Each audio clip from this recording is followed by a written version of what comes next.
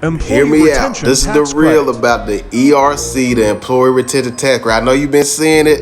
They've been telling you it's better than the PPP. I'm gonna give you the real now, so you don't have to worry. You don't have to go no further to find out the real. Hey, as always, if you're a small business owner, drop your nickname below. Let's start off and just tell you who this is not for.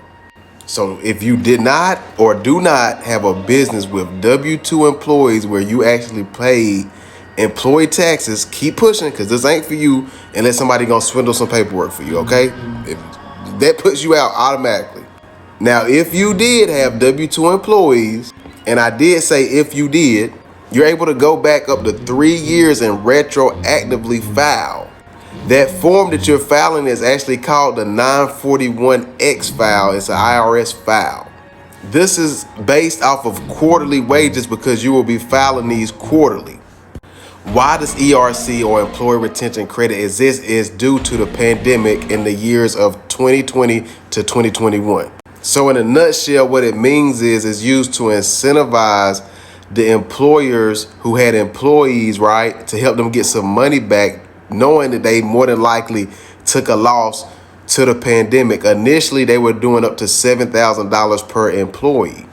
In a nutshell, with these incentives, per employee, you can get up to $26,000 because how they doing the calculation is it's like $7,000 per quarter, but they don't let you go all the way up to 4 quarters. So if you do 7 times 3, that's 21, and then they got like a $5,000 multiplier they do for the last quarter. So that's how they come up with the 26K. That's why you're seeing 26K everywhere.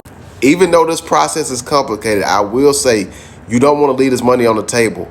Especially if you qualified for the PPP and you had employees that you paid payroll tax. And that's typically an easy way to understand that is you had W-2 employees. Some businesses didn't have W-2 employees. They had like subcontractors that did 1099 and then they wouldn't qualify for this. Now, technically, there is a way you could go back and backfile the taxes that you would have paid for the employees. That's a little bit more complicated. You would want to get with a professional on that and you still could end up in the positive on getting some free money. So a pro to this program, if you had employees in the pandemic, this is free money. You don't have to specifically use it for anything because it's a credit given back to you. The cons is everybody's going to tell you to see a tax professional, and most of your tax professionals, local people who just file taxes, have never done it. They don't understand the worksheet and the calculation because it goes off of wages that you pay per quarter. And there's just like the PPP, there's a calculation to it. So if you would like to know more about it, maybe you got some more questions I didn't cover something, let me know what I didn't cover below. My number's in my bio. I'd like to help you get going, possibly on the right track and connect you with the right people and sources.